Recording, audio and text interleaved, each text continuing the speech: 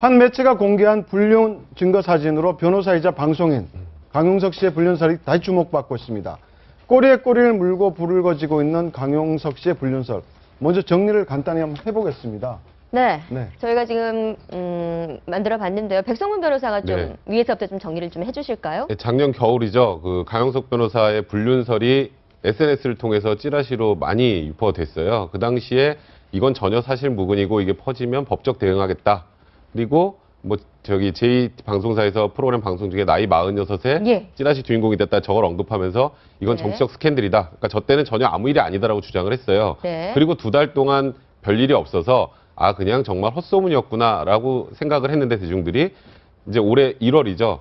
이 소위 지금 불륜의 상대방이라고 주목이 돼 있는 블로거 A 씨의 남편이 1억 원대 손해배상 청구 소송을 네. 제기를 했습니다. 그러니까 우리 혼인관계 파탄의 원인이 강용석 변호사다라는 네. 취지의 손해배상 청구 소송을 제기했고 이제 올해 4월에 홍콩 출입국 사실이 전혀 없고 강용석 변호사는 여권이라도 보여주고 싶다. 나는 홍콩에 간 적도 없다.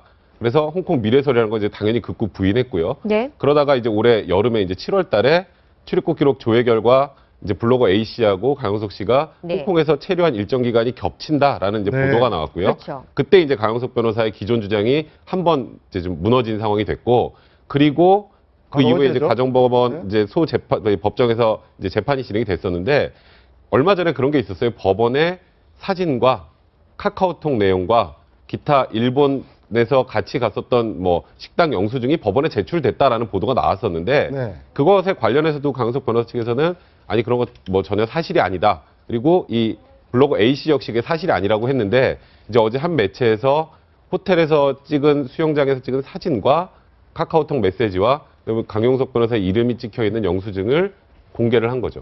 근데 바로 이 보도가 나오자마자 네. 또 이제 강용석 측 변호인은 반박 자료를 냈죠. 그렇습니다. 반박 네. 보도자료를 좀 보면은 가장 컸던 게 사진이 조작됐다라는, 그러니까 증거 네. 사진이 조작됐다라는 강용석 씨가 아니라는 사진이었었고요. 두 번째 이모티콘의 그 카카오톡 내용에 대해서도 이제 이모티콘에 대한 하나의 주고받음이다. 뭐 네. 새로운 이모티콘 그림을 보여주는 것. 그 뒤에 보면 알겠지만 존댓말을 썼다. 거기에 대한 내용이 있었고요. 맨 마지막으로도 이제 근데 여기까지가 해명이 됐었는데 이제 보도자료에 또 오해라고 할까요? 좀 모순이 뭐냐면 또 맨 마지막에 끝은 법원에다 제출한 증거자료를 이렇게 사적 영역에다가 뿌린 것 대해서는 어떻게 해명할 것이냐. 그러니까 앞에선 이게 조작이라고 얘기를 해놓고선 뒤에는 이거의 유포에 대해서 또 이게 불법이라고 주장하는. 그러니까 약간 앞뒤에 모순이 있어서 이 내용을 좀 보면은 강용석 측에서도 변호사 측에서도 좀 당황하고 있지 않느냐 이런 내용을 볼 수가 저 바로 영수증이 해당 네. 네. 일본. 그 일본 여행이었죠. 일본 여행 중에 블로거가 예. 올린 영수증 사진인데 네. 그 영수증 보면 정말 영문으로 네. 용석이라고 적혀 적혀 있습니다. 네. 그러니까 스스로 올린 블로거 네. 스스로 올린 네. 사진에서 그게 단서가 지금 드러나는 그러니까 지금 모양새죠. 사진 올린 거에서 처음에 시작이 됐었잖아요. 네. 이 사건 자체도. 그러니까 저기 저는 영수증에 외국에서 쓰는 거에 저렇게 이름이 찍히는지 잘 모르겠는데 어제 강용석 변호사 측에서 낸 이 반론에 관련된 것 중에 저 영수증에 관련된 건 없어요. 네. 그러니까 영수증이 사실이다 사실이 아니다라는 내용은 없어서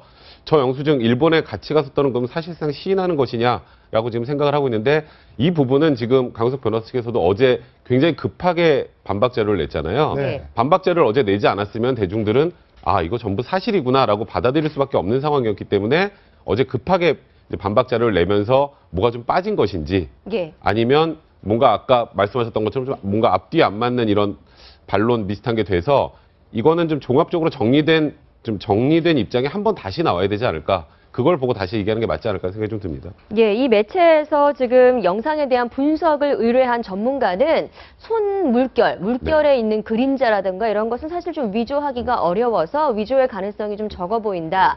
만약에 법원에서 재판 목적으로 의뢰하면 그때 내가 말씀드리겠다라고 했는데 법원에서 감정 조회하면 되는 거 아닙니까? 근데 사실 이제 앞으로 그렇게 할 것 같고요. 앞으로 그렇게 할 것 같고 어제 이제 그 강용석 변호사 측에서 나온 이 대응이 뭐였냐면 위조됐다가 아니에요. 엄밀하게 말하면 위조된 것 같다예요.